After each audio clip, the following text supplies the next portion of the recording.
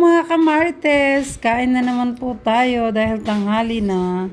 Ayan. Marami po yung sinandok ng anak ko, kaya lang hinati ko lang siya. Ito yun kakainin ko. Kasi hindi po tayo pwedeng kumain ng marami. Ayan yung kainin natin. Ayan yung gulay guys na tawag nito na kinuha ko doon sa may tanim ko. Yan guys. Tapos humingi ako ng konting talbos doon sa kabila. Yan guys. Kain po tayo. Yan. At kasama ko ang aking Burdagul. Si nanay tapos na pala siya guys kumain. Ayan si Burdagul. Patapos na siguro siya. Pero hindi guys. Kasi ito sabi niya. Kukunin niya itong kalahating kanin. Yan. Kain muna tayo mga kamarites. Yan, kain na po tayo. Para yung unfiltered na buhay mo. Yan, Totoo na. kumakain na Wala natin yung kang Burdagul. na-diagnose po siya ng depression. At the back of my mind, Yan, bakit kaya kain tayo, sa mga amin ito? Bakit kamartes. kaya ganito? Mabait naman ako.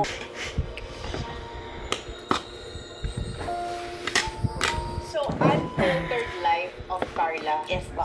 Yun ang pangalan ng content mo. Apa. Unfiltered Life dahil Gusto ko pong ipakita yung tunay na buhay ng isang teacher, Gulay tayo. ng isang babae, ng isang nanay, na walang filtered, walang pinipili. Lahat po ay Sinishare. Yes, sinishare. Kasi nung binasa ko yung storya mo, na-realize ko na yung pagiging teacher, kaya mo yan pinursue, hindi dahil sa pangarap mo siya eh. Oo, Paano yan bakit ka? ang mag-heal ng inner childhood mo? Yes, po.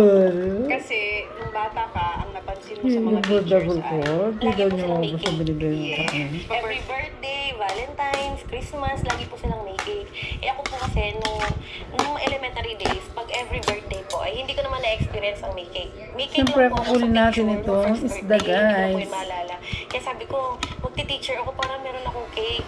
tsaka yung mga gift. Opo, Kasi pag Pasko, di ba, lahat ng estudyante magbibigay.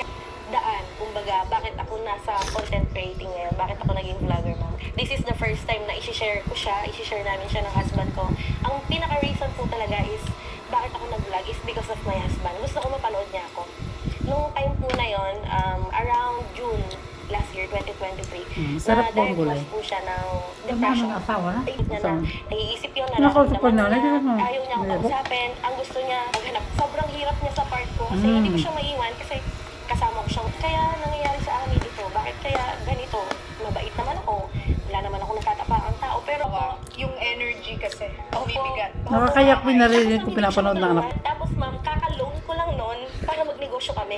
Kasi po hindi na sapat yung naging income. Tapos nung time na yun ma'am, ang depression. Ang hirap talaga ma'am. Kaya sabi ko siya Tama. tignan, ang normal niyang tignan. Kayo mag-withdraw siya sa'yo, Opo, at saka sa buong pamilya. Depression na. Ano yung ulo mong Tsaka napansin? sa- Lagi na siya nagtatanong sa akin na, kumikita pa ba yung tindahan?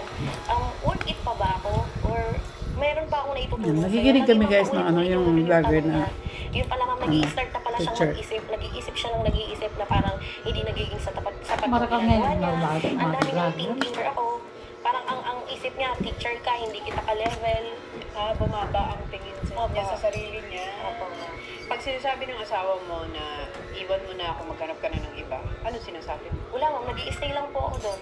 Kahit po hindi niya ako kinakausap, nag-i-stay po ako. Alam mo, itang talagang pagiging asawa. Thank you po. Naghihintay sa akin. Parang siguro na-realize niya, may mga bagay na dapat ipagpasalamat na meron ako, na tinitake for granted ko. Ako po. Diba, meron siyang bagong baby, meron siyang asawang mahal na mahal siya. Actually, takot sila sa open area. Hanggang sa na-practice na niya, ma'am. Hanggang ito po. Sarap po Ayun siya. Ay, kasama pala na! Yung nakikita niya na ang saya-saya. Nagbibrigada eskwela kami na ma'am. Pupulot na pa na yun. Coordinator ako. Sabi ko nga kung nagstay ka nun, tatanggapin ka niya ulit. Ano po ako nun ma'am? Third year high school. December 2 po nangyari yan. Grabe, no? Ilang taon na siya, pero naalala niya, December 2, third year high school. Third year high school. Umalis yung tatay niya. Nag-away sila nun ma'am. Malaking gulo yung nangyari sa bahay po nun. Balita ko, daddy's girl ka. Okay po.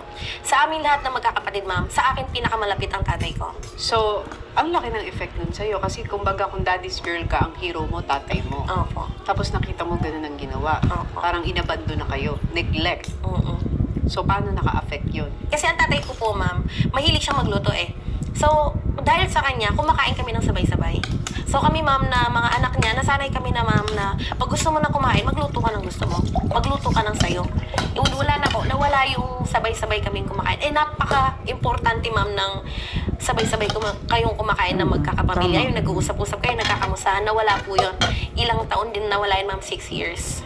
Mag-iiwan ng sugat yun ng lamat ang trauma sa mga Opo. anak.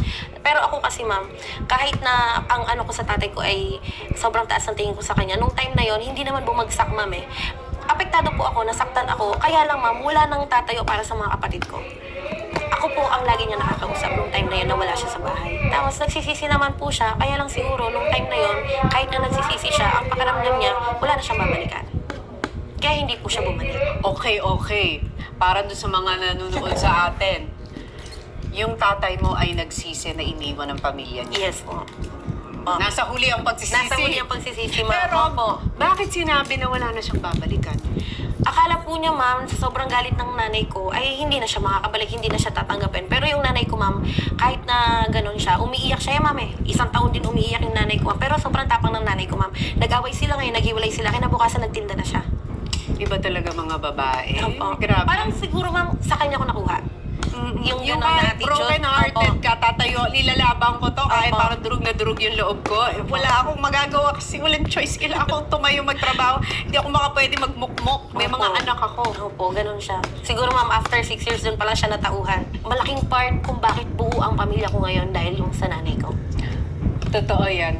May Opo. nabasa akong ganyan. A lot of families exist today because the mom chose to forgive. Yes, ma'am. Kahit gaano kakapagod, hindi ka pwedeng mapundi, ma'am. Pag napundi ang nanay, nako, kita namin yan kay Mami Pinti. Pag napundi yun, talagang delikado kaming lahat. Kaya dapat laging shining bright lang ang nanay, di ba? Pero ang galingan ng nanay kahit broken on the inside, umiilaw pa rin para sa tahanan. Tsaka dito natin makikita may rason lahat ng mga pagsubok sa buhay. Gaano mang kasakit, kung may pinagdadaanan tayong pagsubok ngayon sa buhay, hindi natin makikita kung ano yung reason. Opo. Parang while you're going through the storm, huwag mo daw i-analyze. Kasi kung kakaisip, lalo ka malulungkot, malulugmok, madidepress. Basta ang goal is malampasan ko to. Opo. Isa siguro sa mga bagay na nakatulong sa'yo para ma-survive mo yung challenging part ng buhay mo na to is nagkaroon ka ng way na mag-give back. Kasi meron ka mga sponsored children. Opo. Ano nga ang tawag doon? Yung ACAP po. ACAP. Adopt a Child Advocacy Program po. Ikaw ang nag-start nun? Opo, ako po. Bakit ka nag-start nun? Nung nag-vlog na ako, ma'am, sabi ko, pinag-uusapan lagi namin ni mama ko. Sabi niya, si mama ko po kasi talagang ano siya ma'am, mapagbigay Walang talaga siya. gulay. Lagi niya akong pinapahalahanan. Lagi niya sinasabi to, ma'am, pag puno na ang bulsa mo, magbawas ka dyan para may space pa sa bagong blessing. Kaya pagkasahod ko po nung March, ma'am, kalahati nun, binigay ko sa kanya, kalahati. Sabi ko, mag-i-sponsor ako ng 10 bata ngayong pasukan. Lahat ng gamit babaguhin ko, mula bag hanggang sapatos ko. Ayun, yung dumami Ngayon ng po, dumami ay yung mga na-vlog ko bata, yun, no? ma'am. Madami nakapanood. So, bago po pasukan, nakapamigay kami sa 70 na bata. Wow! So, nag-start sa 10, naging 70, pero magla-live update tayo. Ilan na sila ngayon? Marami na po sila ngayon. Nasa more or less 700 plus na po yung nabigyan namin lahat, ma'am. Ay, Pero tinutong talks mo daw yung mga estudyante mo, yung para nagkakaroon kayo ng session. May mga ganun po kami. Basta, nilapit ka ni Ma'am Pin, na advisor mo. Bakit? May mga ganun ng session po kami. Nag-uusap-usap, ganyan. Minsan Pero di mo nagkukwestiyon. pinapakita yung pinapakita yung pag daan, dali. Parang boses lang nila Opo. pag may pinagdadaanan sila. Opo. di ba ito pagdaan Parang nila? counselor ka na din. Yung mga scholars po kasi namin, ma'am, bago po sila bigyan ng allowance, nag-uusap muna kami. Tinatanong ko siya, kamusta yung Tama. buhay? Hindi lang dapat pamimigay yung ginagawa. Magkano ba ang baon? Bakit ba hirap? Ganun po. Lagi kaming may ganun, ma'am. Minsan, ma'am, pati nanay ng scholar, nakakausap ko. Sabi ko nga, ma'am, eto na siguro yung balik ko doon sa guidance sa amin ni Lord. Binalik niya sa akin yung asawa ko. Binalik niya yung family ko. Ayan, babay mo Eto na yung mga way ko kamaharte para dahil tapos na kumain. give back. Nanonood Maka-pay it po kami ng forward po. vlog. Ang Yung teacher nag-usapan na po nila, ma'am, sa tumutulong mga ganun batang na nag-aaral. content ko is hindi ko Bye-bye. pinapakita. Hindi po kasi talaga